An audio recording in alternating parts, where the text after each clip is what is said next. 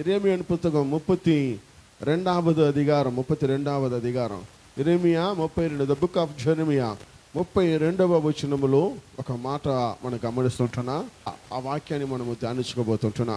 பொறுமையாதை ஒவ்வொரு வசனமாக நாம் தியானிக்கிறவர்களாக இருக்க போகிறோம். முதலாவதாக 6வது வசனம் 7வது வசனத்தை வாசித்துக் கொள்ளலாம்.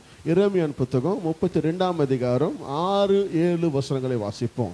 ఈ మాటను అలాగే 17వ వచనాన్ని 17వ వచనాన్ని నేను ఎక్కువ సమయాన్ని చదవడానికి ఇవ్వట్లేదు కాబట్టి మనము ఈ 17వ వచనాన్ని ఒక్కసారి మనము చదువుకుందాం.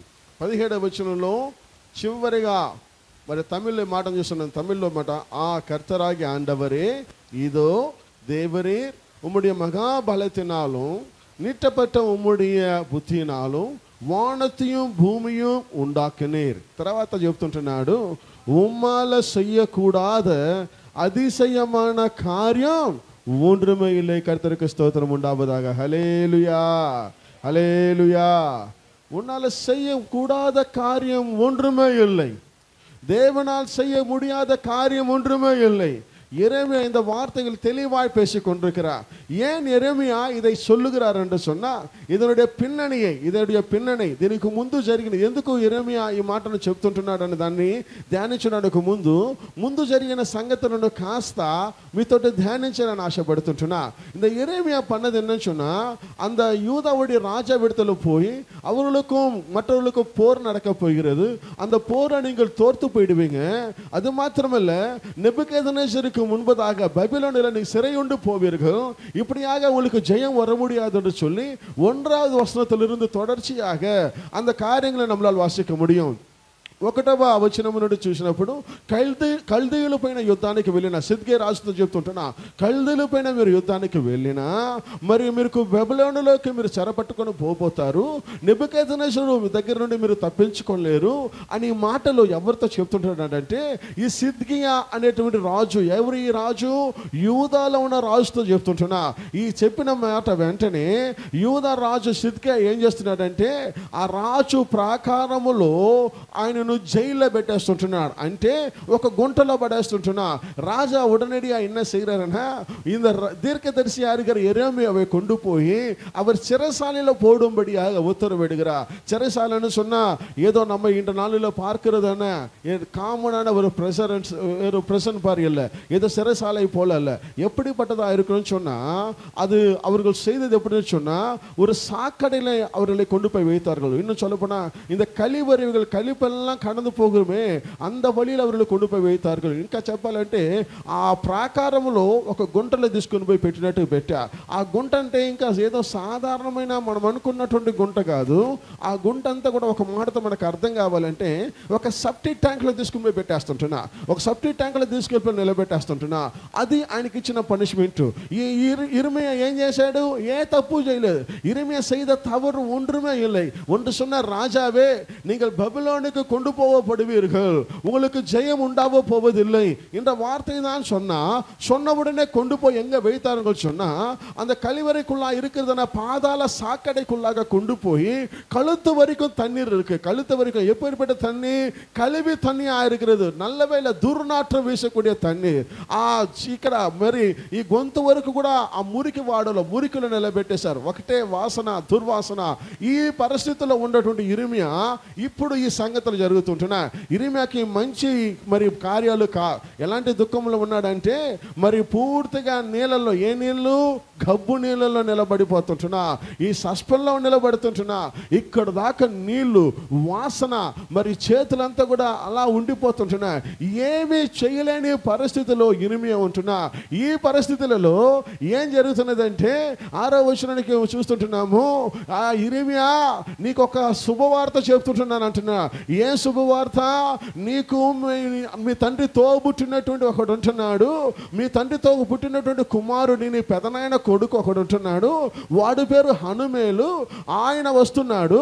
ఆయన వచ్చి నీతో మాట్లాడటం మాత్రమే కాదు, ఆయనకు ఒక సొత్తు ఉన్నది, ఆస్తి ఉన్నది. అది తీసుకొచ్చి నీకు ఇస్తాడు.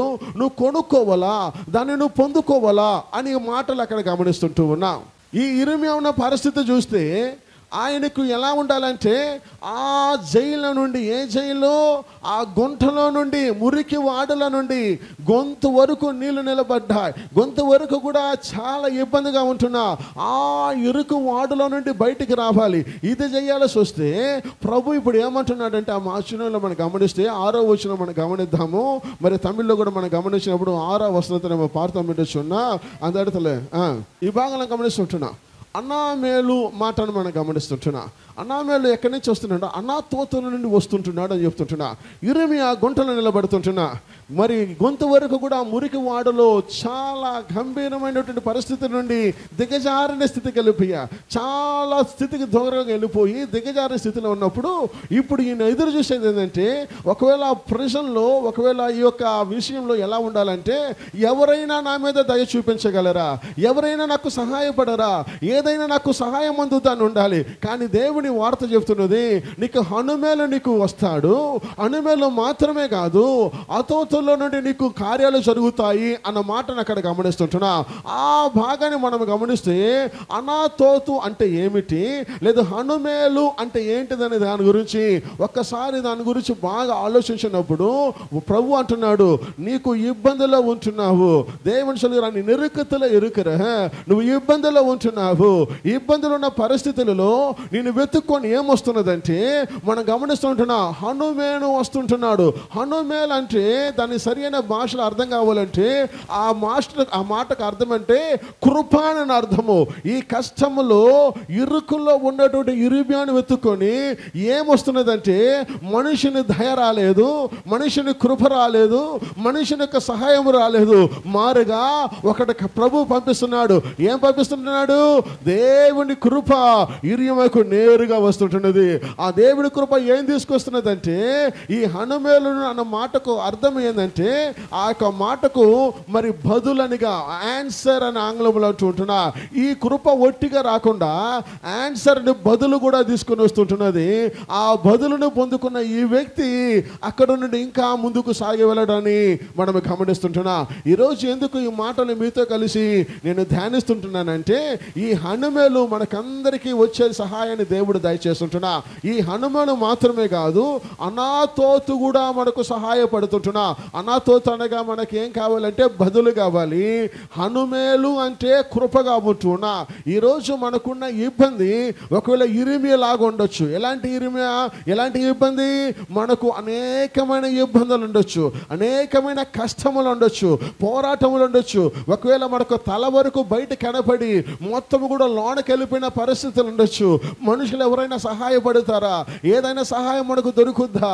ఎవరైనా మనల్ని వెతుక్కొని వస్తారని ఎదురు చూస్తుండొచ్చు. కానీ ఒకటి మాత్రం చెప్తున్నాను, మనుషుల దయ రాకపోయినా ఒకటి గుర్తుపెట్టుకో, నిన్ను వెతుక్కొని హనుమేలు యేసు నామమున నీకు దయచేయుడుగాక. హల్లెలూయా, హల్లెలూయా.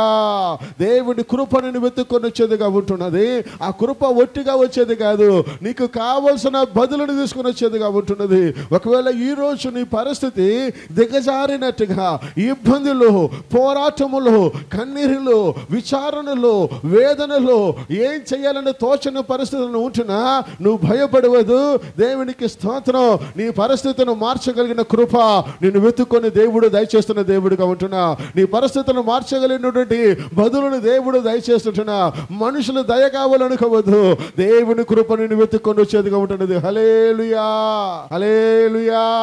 ఇర్మియాకు బాగా తెలుసు, దేవుడు ముందుగానే చెప్పాడు, బబులోనులోకి వీరందరూ కూడా చెరపట్టుకుని వెళ్ళిపోతా. సియోనులో ఉన్న ఆశీర్వాదాలు, యెరూషలేములో ఉన్న ఆశీర్వాదాలు వెళ్ళిపోతాయి, అన్ని కూడా పోతాయి. అయినా నీకు ఒకటి తీసుకొని వచ్చిస్తుంటున్నాడు. పత్రము చేసుకో. 6వ వచనం నుండి 17వ వచనం వరకు కూడా మనం గమనిస్తే, పత్రాన్ని చేసుకో, ముద్ర పెట్టు, సాక్ష్యాలు ఉంటున్నాయి. పక్కాగా రిజిస్ట్రేషన్ ఏమేమి చేయాలనో అన్ని చేయని చెప్తుంటున్నా, అన్ని చేయని చెప్తుంటున్నా. రిజిస్ట్రేషన్ చేసేదంతా కూడా జరుగుతూనే ఉన్నది. అక్కడ ఒక రియల్ ఎస్టేట్లో చేసేటువంటి రిజిస్ట్రేషన్ అంతా కూడా జరుగుతున్నా. ఎందుకు ఈ మాట చెప్తున్నానంటే, నీకు ఒకవేళ ఈ ఇబ్బందులో నువ్వు ఒకవేళ కష్టపడుతుండొచ్చు, నీకు చుట్టూ ఉన్నటువంటి పరిస్థితులు నేను కట్టివేసి ఉండవచ్చు, ఒకవేళ నేను ఇబ్బందులో పడవేసిన ఒక పెద్ద గుంటలో పడేసి ఉండొచ్చు, అవమానమైన గుంటలను పడి ఉండొచ్చు, ఒకవేళ నీ గుంటలో కనీసం నువ్వు ఊపిరి కూడా తీసుకోలేని పరిస్థితులు ఉండొచ్చు. నేను ఒకే ఒక విషయాన్ని చెప్తుంటున్నాను, నీవు దేవుని పైన ఆధారపడితే దేవుడు నీకు కృపను పంపిస్తాడు. ఆ కృప ఎలాగంటే నీకు సమాధానం తీసుకొస్తుంది. ఆ సమాధానం ఏం చేస్తుందంటే, నీకున్న ఇబ్బందులలో నీకు మేలైనది నా దేవుడు నీకు దయచేసే దేవుడు. హల్లెలూయా, హల్లెలూయా. నువ్వైతే ఏమనుకుంటున్నావు తెలుసా? ఎవరైనా నాకు సహాయం చేస్తే బాగుంటుంది, ఎవరైనా నాకు ఒక మాట మాట్లాడితే బాగుంటుంది, ఎవరైనా ఇలా చేస్తే బాగుంటుంది. ఇర్మీయాకున్న పరిస్థితి మనుషులు మాట్లాడలేదు, మనుషులు ఏమీ చెప్పలేదు, మనుషుల దయ ఏమి కూడా అవసరం లేదు. ఒకటి దేవుని కృప వచ్చేది. దేవుని కృప వచ్చిన ఇబ్బందులోనే ఆయనకు మేలైన దొరికేది. ఇబ్బంది తర్వాత కాదు, ఇబ్బంది జరిగిపోయిన తర్వాత కాదు, 20 ఏళ్ళు 30 ఏళ్ళు 60 ఏళ్ళ తర్వాత కాదు. ఎప్పుడు ఇబ్బందులు ఉన్నాడో, ఎప్పుడు మనుషుల దయ దూరం అయ్యాదో, మనుషుల సహాయము దూరం అయ్యాదో, దేవుని కృప ఆయనకి సహాయపడ్డది. ఎప్పుడైతే దేవుడి కృప ఆయనకి సహాయపడ్డదో ఆ క్షణములోనే ఆయనకి కావలసిన విస్తారతను దేవుడు దయచేశాడు. హల్లెలూయా, హల్లెలూయా. ఈరోజు నువ్వు పడేటువంటి ఇబ్బంది ఒకవేళ ఎంత లోతైనటువంటి గుంటగా ఉంటున్నా, నువ్వు పడేటువంటి పరిస్థితి మనుషులకైతే బాగా కనిపించు, కానీ నీ కలిగేటువంటి కష్టము, ఇబ్బంది, నష్టము ఒక పెద్ద గుంటలో పడినట్టుగా ఉండిపోతున్నా. నువ్వు అనుకుంటున్నావు ఇబ్బందిలో ఉంటున్నా ఏం కలగద్దని, ఇబ్బంది కష్టంలో ఉంటున్నానని. ఇంకొక మాటతో అర్థం చేసుకోవాలంటే, 2025 ప్రారంభించాము.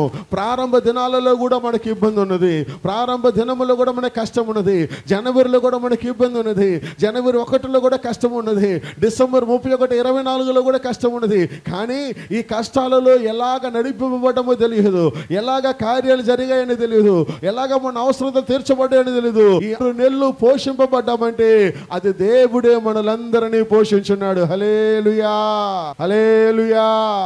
నీ ఇబ్బందిలోనే ప్రభు నీకు కావలసిన ఆశీర్వాదాలు ఇచ్చే దేవుడు. నీ ఇబ్బంది తీరిన తర్వాతగా ఇర్మీయా ఉన్నటువంటి పరిస్థితికి అసలు కొనుగోలు అనేది సాధ్యమేగా.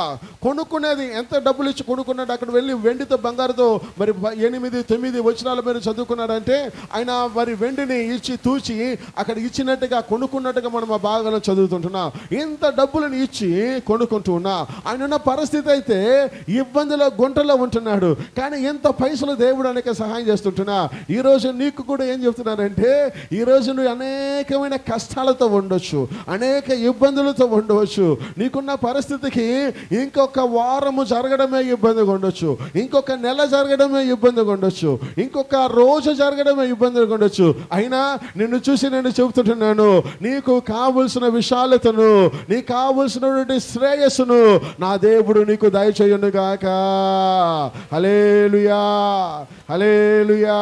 ఎందుకంటే నేను వెతుక్కొని వచ్చేది ఏంటంటే మనుషుల దయగా. మనుషుల దయ అయితే నీకు 100 రూపాయలు అవసరమైతే 100 రూపాయలు ఇచ్చి వెళ్ళిపోతా, నీకు ఒకవేళ 1000 రూపాయలు కావాలంటే 1000 రూపాయలు ఇచ్చి వెళ్ళిపోతా. ఇక నేను ఏం వెతుక్కొని వస్తుందంటే దేవుని కృప నేను వెతుక్కొని వస్తుంటుంది. దేవుని కృప నీకు కావాలంటే, నీకు రూపాయి అవసరత అయితే దేవుని కృప నీకు 1,00,000 రూపాయలు వచ్చేదిగా మార్చిపోతుంటా, నీ అవసరతలన్నీ తీర్చేదిగా మారుతూ ఉంటా. కాబట్టి ఈరోజు నీకున్న ఇబ్బందులు, నీకున్న కష్టములు నువ్వు విశ్వాసముతో ఉండు, నమ్మకముతో ఉండు.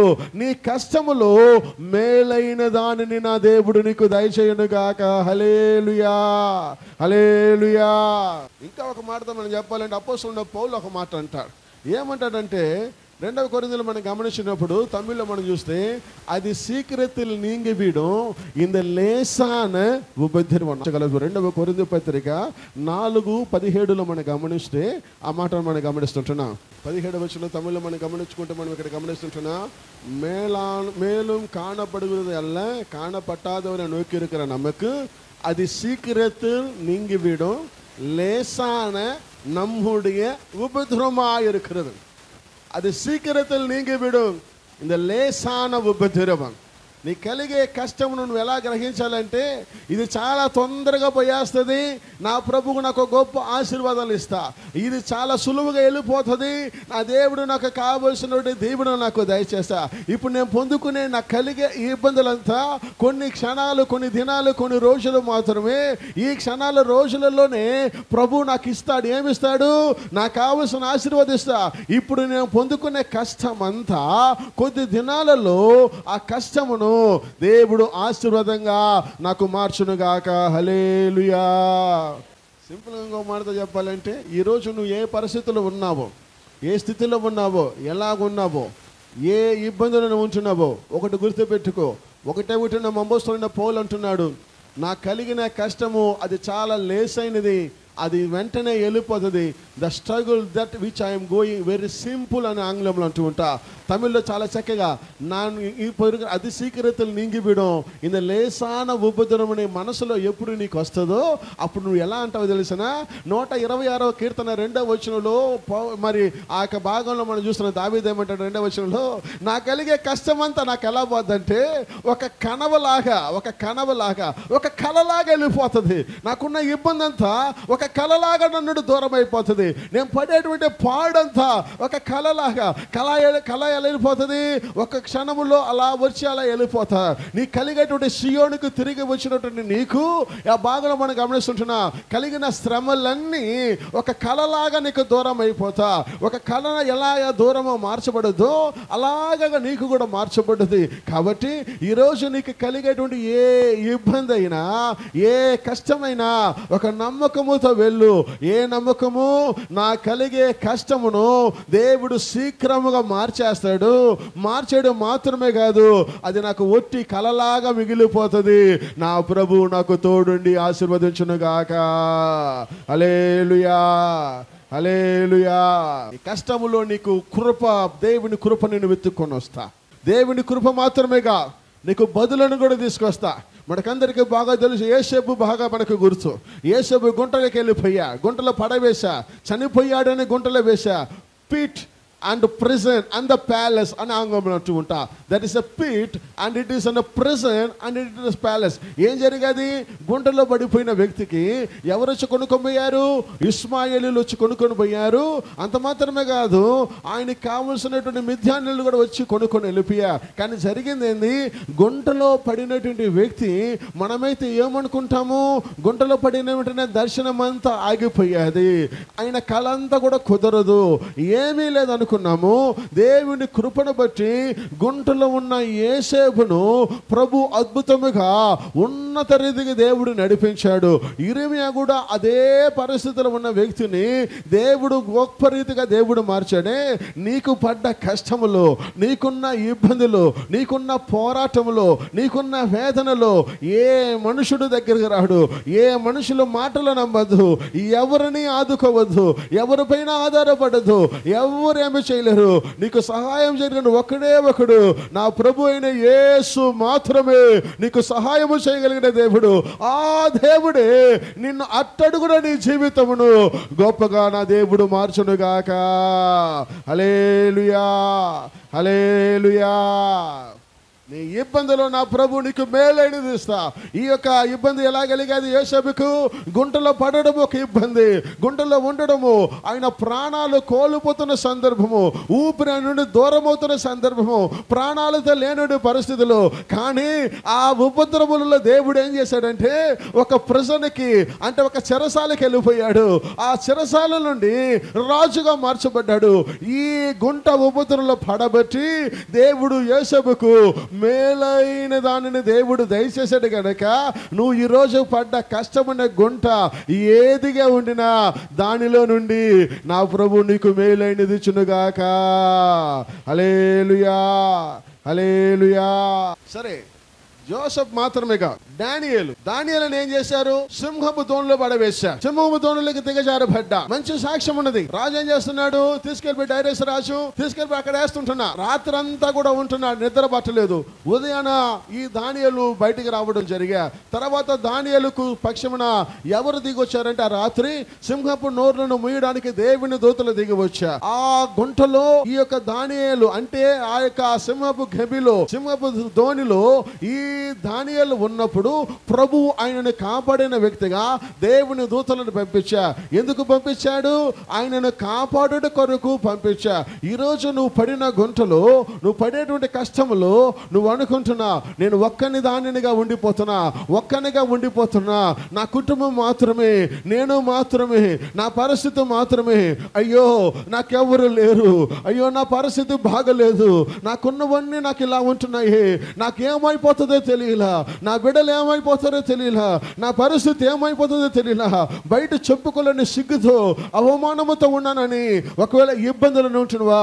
నీ కోసం చెప్తుంటున్నా, నువ్వు ఎటువంటి గుంటలో పడినా నా దేవుని దూతలు నీకు సహాయకుడిగా అక్కడ ఉండిపోతుంటున్నా. నీ ఇబ్బందులు నీకు తోడుగా ఉంటున్న దేవుడిగా ఉంటున్నాడు. నువ్వు అనుకుంటున్నావు ఒక్కనేనని.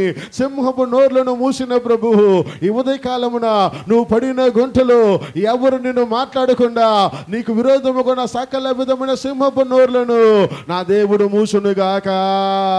హల్లెలూయా, హల్లెలూయా. యిర్మీయా గుంటలో పడ్డాడు, మురికి వాటిలో ఉండిపోయాడు. ప్రభు అంటున్నాడు, నీకు ఒక పత్రాన్ని తీసుకొస్తా, పత్రంలో సంతకం పెట్టు.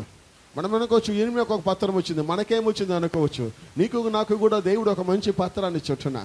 ఆ పత్రం ఏందో తెలిసిన, నీకు కావలసిన సకల విధమైన వాగ్దానాలు, నీకు కావలసిన సకల విధమైన ఆశీర్వాదాలు, నీకు కావలసిన దీవెనలు, నీకు కావలసిన నడవలసిన త్రోవలు, నీకు ఆలోచనలు అన్నీ కూడా ఈ పరిశుద్ధ గ్రంథములో నీకు నాకు మనకందరికీ పత్రముగా మన దేవుడు మనకు దయచేస్తుంటున్నాడు. హల్లెలూయా, హల్లెలూయా. యిర్మీయా గుంటలో పడ్డాడు, దేవుడు ఆయనతో మాట్లాడాడు, ఆయనకి కావలసిన దీవెనలను అక్కడ పంపించాడు. యోసేపు గుంటలో పడ్డాడు, గుంటలో వేయబడ్డాడు. గుంటలో వేయబడిన యోసేపును దేవుడు గొప్ప వ్యక్తిగా మార్చబడ్డా. గుంటలో పడిన వ్యక్తి అలాగా మార్చబడ్డా. గుంటలో పడకుండా ఏమయ్యో తెలియదు, గుంటలో పడ్డాడు, అక్కడి నుంచి గొప్ప స్థాయికి వెళ్ళిపోయా. మూడవదిగా దానియేలును చూస్తుంటున్నా. దానియేలు గుంటలో పడ్డాడు, ఒక్కడినే అనుకున్నాడు, సింహాలు ఇన్నున్నాయి అనుకుంటున్నా, కానీ సింహపు నోర్లన్నీ కూడా మొయ్యబడ్డాయి. దానియేలు జీవముతో ప్రాణముతో పైకి లేచి వచ్చా.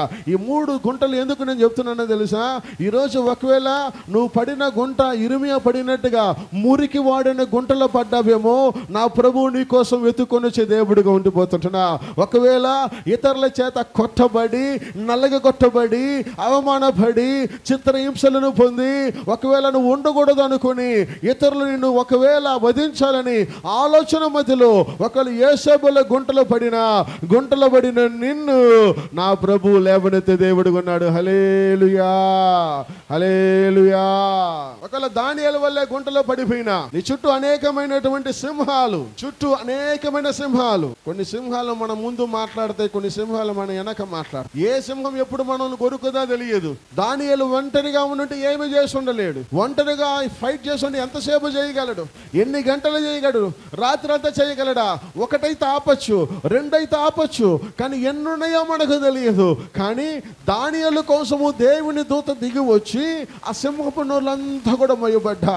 ఈరోజు నీవు పడ్డ గుంటలో నువ్వు ఒంటరిగా నీ కుటుంబం మాత్రమే ఉంటున్నది అనుకుంటున్నావేమో, నీ వ్యక్తిగతం నువ్వు మాత్రమే ఉంటున్నావు అనుకుంటున్నావేమో, ఎవరో సహాయం లేరు అనుకుంటున్నావేమో. అయ్యో అందరూ నన్ను ఇట్లా మాట్లాడుతున్నారే, అందరూ మమ్మల్ని ఇలా అంటున్నారే, మా కుటుంబాన్ని హేళనగా అంటున్నారే, మా బిడ్డలని హేళనగా అంటున్నారే, నన్ను హేళనగా అంటున్నారే, నాకు అవమానకరంగా ఉన్నది, వీళ్ళకంతా నేను సమాధానము చెప్పలేకపోతున్నా, వీళ్ళకి నేను సమాధానము చెప్పడానికి ఎంతమంది చెప్పగలను అనుకుంటున్నావా? నేను చూసి చెబుతున్నాను, దానియేలుకు సహాయపడిన దేవుడు, దానియేలుకు సహాయపడటానికి పంపించిన దేవుని దూత, దానియేలుకు ముందున్న సింహాలను నోర్లను మూసిన ప్రభువు ఈరోజు నువ్వు నమ్మినట్లయితే, విశ్వసించినట్లయితే చేసినట్లయితే నీకు ముందున్న సకల విధమైన సింహపు నోర్లను నా దేవుడు ముయ్యునుగాక. హల్లెలూయా. నాలుగోది ఇంకొక వ్యక్తి కూడా కానీ నేను చూపిస్తాను. యోనా మనకు బాగా తెలుసు. యోనా ఏం చేస్తున్నాడంటే ప్రభు ఆయనని నినివేకు పో అని అంటున్నా. ఈయన ప్రభు మాట వినక నేరుగా ఏం చేస్తున్నాడంటే తర్షీషుకు పోవాలని వెళ్ళి చివరకు ఆయన పెద్ద తిమింగలం చేప కడుపులోకి వెళ్ళిపోయా. చేప కడుపులో పోరాడుతూ ఉన్నారు. చేప కడుపు ఎంత కష్టం అంటే చేప కడుపులో ఉండడము చాలా ఇబ్బంది. చేపల మార్కెట్కి వెళ్ళి కాస్త నిలబడ్డారంటే మీకు తెలుస్తుంది. ఏదో కొనుక్కున్న ఆ రూమ్ లో ఉంటే టక్కు కొనుక్కొని రావచ్చు. అక్కడే ఉండాలనుకోండి, 1 గంట బాగుంటది, 2 గంటలు బాగుంటది, పోనీ 3 గంటలు 4-5 గంటల అవ్వగానే మనకేమైపోతుంది అంటే చాలా ఇబ్బంది అనిపిస్తా. అసలు నాకైతే అసలు నేను పోయినా దూరం నిలబడిపోతాను. నాకు అది సెట్ కాదు కాబట్టి పోయినా కారులో వేసి దింపకుండా కూర్చొని 5 నిమిషాల కంటే ఎక్కువ వచ్చా. కొంతమంది ఒకళ్ళు 5 గంటలు ఉండొచ్చు, 6 గంటలు ఉండొచ్చు. కానీ యోనా 3 రోజులు చేప కడుపులో ఉంటున్నా. చేప కడుపులో ఏం చేస్తున్నాడో తెలిసిన ప్రార్థన చేస్తుంటున్నా. ఏమని ప్రార్థన చేస్తున్నాడు? ప్రభువా నన్ను క్షమించున్నా, ఆయన నన్ను మన్నించు ప్రభువా. He's a prayer of repentance. ఆయన ప్రార్థన చేస్తున్నాడు, నన్ను క్షమించు ప్రభువా, నేను తప్పు చేశాను, నువ్వు పొమ్మన్న ఊరికి నేను పోలా, అందుకని ఇప్పుడు నేను కష్టపడుతున్నా, నువ్వైతే నన్ను నినేవేకు పొమ్మన్నావు, నేనైతే తర్షీషు పోవాలనుకున్నా. క్షమాపణ ప్రార్థన, ప్రేయర్ ఆఫ్ రిపెంటెన్స్ చేస్తూనే ఉంటున్నాడు. ప్రభు ఆజ్ఞాపించాడు. 3వ దినమున ఆయన బయటకు వచ్చా.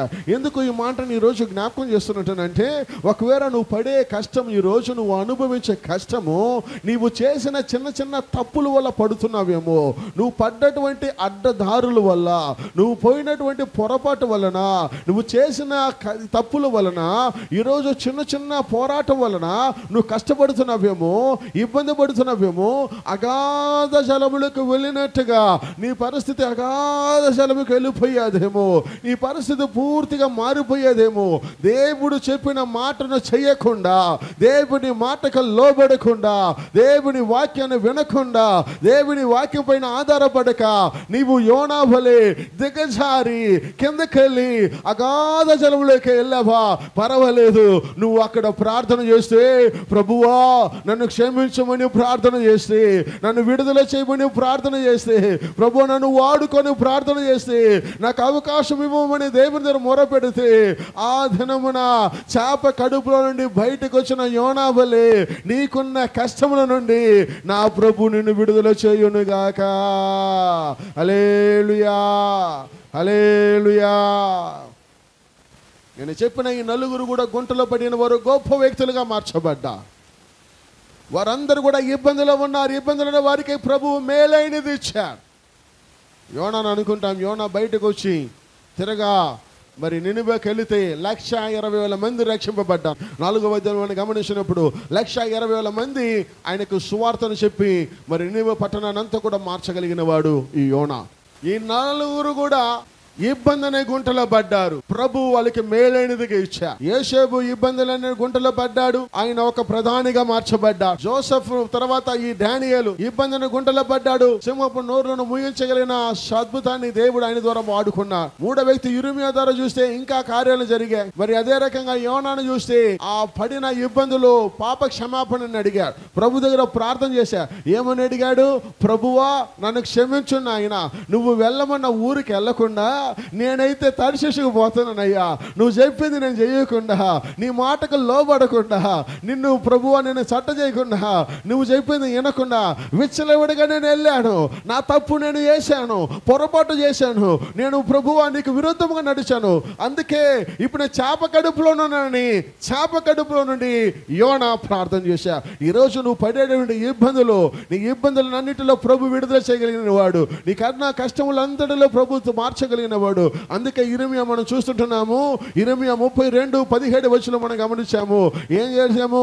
కర్తావే నీ సగలத்தை செய்யக்கூடிய வல்லவே உம்மால கூடாத அதிசய காரியங்கள் ஒன்றுமே இல்லை என்று మనము ఆ భాగంలో మనము చదువుతున్నాము. హల్లెలూయా, హల్లెలూయా.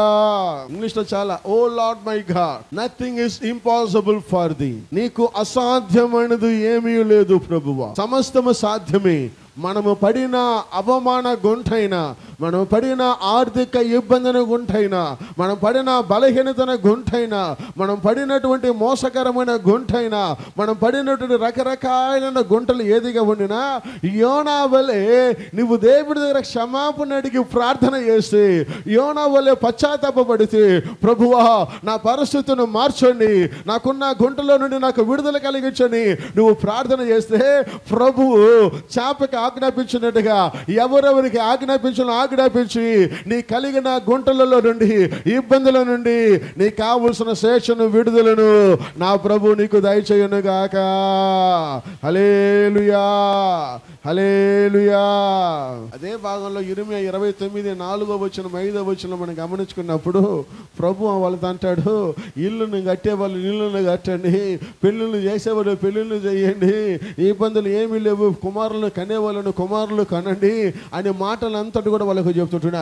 ఎప్పుడు వాళ్ళు ఇబ్బందుల్లో ఉన్నప్పుడు, వాళ్ళ కష్టంలో ఉన్నప్పుడు, బాగా ఉన్నప్పుడు కాదు, వారి చెరలో ఉన్నప్పుడు, వారిని బానిసత్వం ఉన్నప్పుడు, చెర పట్టుకొని వెళ్ళిపోయినప్పుడు అంటున్నాడు ప్రభు. ఏమంటున్నాడు?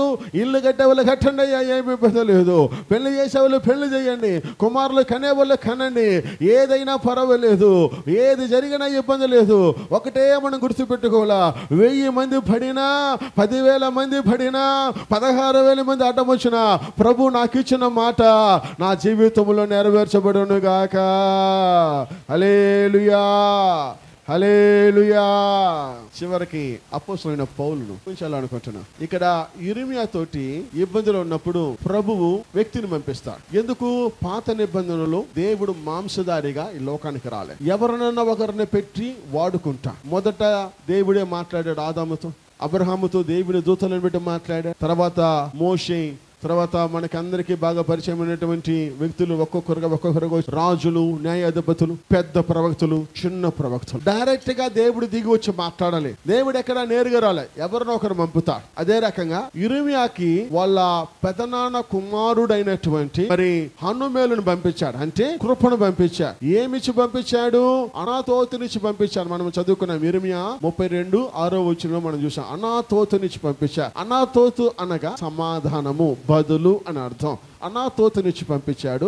ఎవరితో ఇచ్చి పంపించాడు? హనుమేలు, అంటే కృపనిచ్చి పంపించాడు. ఇది ఇర్మియాకి. ఇర్మియా దగ్గర ఉన్న ఇబ్బందులు, పోరాటంలో ప్రభు దగ్గర ఉన్నప్పుడు ప్రభు ఏం చేస్తాడు? ఒక వ్యక్తిని, హనుమేలు అనే వ్యక్తిని కృపను పంపించాడు. కృపతో పాటు ఏమిచ్చి పంపించాడు? సమాధానం ఇచ్చి పంపించాడు. అపోస్తలుడైన పౌలు అడిగిన వెంటనే ప్రభు అదే హనుమేలుని ఏం చెప్తున్నాడో చూద్దాము. 2వ కొరింథీ పత్రిక 12వ అధ్యాయము 8-9 చదువుకుందాం. 2వ కొరింథీ పత్రిక 12వ అధ్యాయము 8-9. ఈ బాబు అపోస్తలుడైన పౌలు అంటున్నాడు. ఏమంటున్నా చక్కగా అక్కడ చెప్తుంటున్నా. అపోస్తలుడైన పౌలుకి ఇబ్బంది కలిగా, పోరాటం కలిగా. ఆ అపోస్తలుడైన పౌలు ప్రభు దగ్గర వెళ్ళాడు. అయ్యా ఏంటి నా పరిస్థితి, ఏంటి నాకు ఇబ్బంది అంటే ప్రభు అంటున్నాడు. 3 సార్లు వెళ్ళి అడిగా. 3 సార్లు అడిగితే ప్రభు అంటున్నాడు, అయ్యా మరి పాత నిబంధనలు అయితే నేను మాంసధారిగా లేను కాబట్టి హనుమేలును పంపించాను, కృపను పంపించాను. ఇప్పుడైతే నీతో డైరెక్ట్గా నేను చెప్తుంటున్నాను, మాంసధారైన దేవునిగా చెప్తుంటున్నా. ఏం చెప్తున్నాను? నీ ఉపద్రవములలో, నీ కష్టములో, నీ ఇబ్బందిని తీసివేయను. కానీ నీ ఇబ్బందిలో నీకు కావలసినదంటే నా కృప నీకు కావాలా? ఆ కృప నీకు చాలినదిగా ఉండిపోతుంది. హల్లెలూయా, హల్లెలూయా. ఇర్మియా లాంటి గుంటలను ఉన్నా దేవుని కృప నీకు చాలు. యేషబు వలెను గుంటలో పడి ఉన్నను, దేవుని కృప నీకు చాలు. దానియేలు వలె పోరాడుతున్నావా ఒంటరిగా, దేవుని కృప నీకు చాలు. ఒకవేళ ఈ రోజు పశ్చాత్తాపపడి దేవుని సముఖములో యోనా వలె నేను చేసిన తప్పులన్నీ ప్రభువా నన్ను క్షమించు, నేనేదో చిన్న చిన్న పొరపాట్లు చేశాను, నాకు తెలిసి తెలియక మాట్లాడాను, తెలిసిగా నేను నడుచుకున్నాను, ఏదేదో అనుకున్నాను, ఏదేదో చేశాను, పొరపాటు అయిపోయింది, తప్పు అయిపోయిందని యోనా వలె నువ్వు ప్రార్థన ఒకవేళ చేస్తున్నా, నీ కష్టంలో నువ్వు గుర్తుపెట్టుకో, దేవుని కృప నీకు చాలినదిగా నా దేవుడు నిచ్చేవాడుగా ఉంటున్నాడు. హల్లెలూయా, హల్లెలూయా. నువ్వు ఇబ్బందిలో ఉన్నప్పుడు నీకు దేవుడు మేలైనది ఇచ్చేది, నీకు కావలసినటువంటి సమస్తమును దేవుడు చేస్తా. உன்னுடைய நெருக்கத்துல என் தேவன் சிறந்ததை கொடுக்கிறவரா இருக்கிறா. உன்னுடைய நெருக்கம் எப்பேற்பட்ட நெருக்கமா இருந்தாலும் அதுல கொடுக்கிறது உனக்கு சிறந்ததா இருக்கும். ஏதோ உதவாத இல்லதோ அல்லது உனக்கு தேவையில்லாததல்ல, உனக்கு தேவையான சிறப்பான மகத்துவமான ஒரு உயர்வை ஏசாவுக்கு கொடுத்தது போல உன்னோட வாழ்க்கையில தேவன் கொடுக்க வல்லவரா இருக்கிறார். தானியேலோட தேவன் இருந்தாரே, அதே போல உன்னோட போராட்டத்துல இந்த தானியேலை போல உன்னோட தேவன் இருக்கிறவரா இருக்கிறார். யோனாவை தேவன் எவ்விதமாய் காப்பாற்றினாரோ உன்னையும் காப்பாற்ற தேவனுடைய கிருபைக்கு போதும். ஆகையாலதான் அப்போஸ்தலன் பவுல் கேட்கிறார், ஆண்டவரே இப்படியான பலவீனப்பட்டுகிறேன், என் நிலைமை என்னன்னு கேட்கும் பொழுது அந்த தேவன் சொல்கிறார், எதுவுமே தேவையில்லைப்பா, என்னுடைய கிருபை உனக்கு போதுமானதா இருக்கிறது. இந்த காலை வேளையில உன்னுடைய பிரச்சனை எதுவா இருந்தாலும், உன்னுடைய போராட்டம் எதுவா இருந்தாலும், உன்னுடைய நிலைமை எதுவா இருந்தாலும், உன் சூழ்நிலை எதுவா இருந்தாலும், எப்பேற்பட்ட போராட்டத்துக்குள்ள இருந்தாலும் ஒன்று மட்டும் நிச்சயம், உன் போராட்டத்தை நடுவில் என் தேவனுடைய கிருபை அது உனக்கு போனதா இருக்கிறது, அது போனதுவா இருக்கிறது. பயப்பட வேண்டாம், கவலைப்பட வேண்டாம். எல்லா சூழ்நிலையும் கர்த்தர் உன்னோடவே இருக்கிறார், கர்த்தர் உன் பட்சமா இருக்கிறார். உன்னோட இருந்து தேவன் செய்கிற காரியங்கள் மிகவும் பெரிதான காரியங்கள், அது மகத்துவமான காரியங்கள். உன்னுடைய கண்கள் பார்க்க கூப்பிடுது, உன்னுடைய காரியங்கள் அது காணுகிறது. உன்னுடைய நாமம், தேவனுடைய நாமம் உன்னை கொண்டு பெரிதாய் தேவன் மாட்டவர்களா இருக்கிறார். హల్లెలూయా హల్లెలూయా. ఒకే ఒక నమ్మకంలో ఉండాలా. నువ్వు పడినటువంటి ఇబ్బంది నీకు గొంతుకు உன்னை நெருக்கலாம், ஒருவேளை కழுత పురిచి நெருக்குற மாதிரி இருக்கலாம், నిన్ను గొంతు పిసికినట్లుగా ఒకవేళ ఉండొచ్చు. గుర్తుపెట్టుకో, ఏ ప్రశ్న చెప్పు, అది சீக்கிரத்தில் நீங்கிவிடும் இந்த உபத்திரம். ஏன் தெரியுமா? அவருடைய கிருபை எனக்கு போதுமானதா இருக்கு, அவருடைய கிருபை எனக்கு போதுமானதா இருக்கு. என்னுடைய பலவீனங்களிலோ அவருடைய பலன் என்னோடு இருக்கிறபடினால அந்த கிருபை எனக்கு போதும்.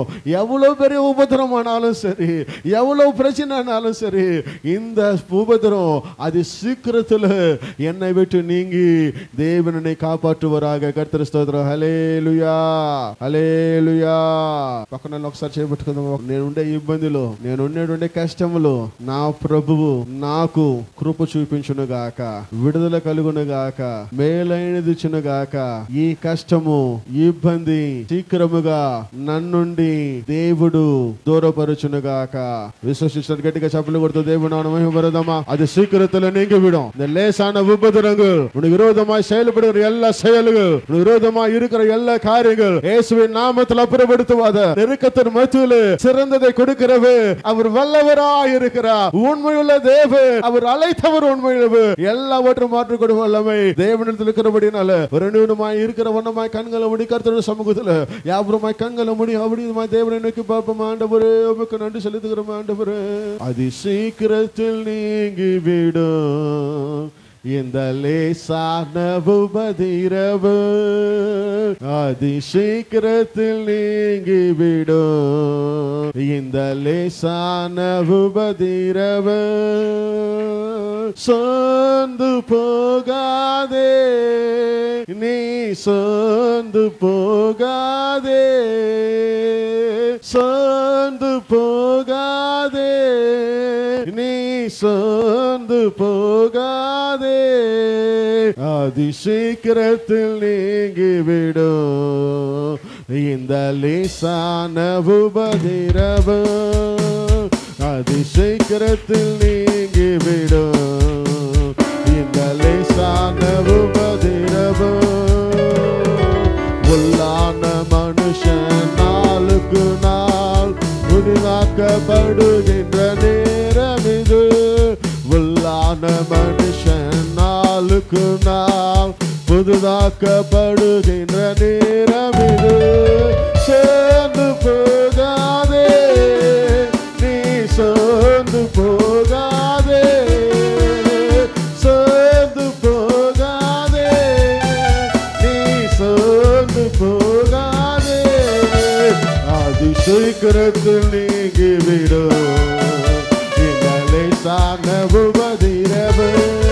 சேர்ந்து சொல்லுவோம். சீக்கிரத்தில் நீங்கிவிடும் இந்த லேசான உபத்திரவு. దేవా మీ కొందనాలు, స్తుతులు, స్తోత్ర. మేము పడేటువంటి ఇబ్బందులలో, కష్టములు ఒకవేళ ఇరిమియాలాగా మేము ఉండినను ప్రభువా, యోసేపు వలె మేము పడి ఉండినను, దానియేలు వలె మేము పోరాడుతున్నాను, యోనా వలె ఒకవేళ పశ్చాత్తాప పడుతున్నాను, మీ కృప మాకు చాలు నాయన. అపోస్తలుడైన పౌలుకు మీరు చెప్పిన మాటను మేము గుర్తుంచుకొని మా కలిగిన శ్రమలన్నిటిని కూడా శీఘ్రముగా మాకు మీరు విడుదలిస్తున్న నమ్మకం, విశ్వాసముతో మేము నాయన ఈ మాసమును ప్రభు, మా ముందున్న దినములను, మా ముందున్న వారములను మేము ప్రభువా కొనసాగించే ముందడుగు వేయడానికి కృపను మీరు దయచేయమని ప్రార్థిస్తున్నా. ఎల్లప్పుడూ మీ కృప మాకుండదని నమ్మకం, విశ్వాసముతో ప్రభువా మేము కొనసాగించే ముందడుగు వేయడానికి కృపను దయచేయమని ప్రార్థిస్తూ సకల స్తుతి, ఘనత, మహిమ, ప్రభావం మీకే చెల్లిస్తూ యేసు పరిశుద్ధ నామమున అడిగి వేడుకుంటున్నాము తండ్రి.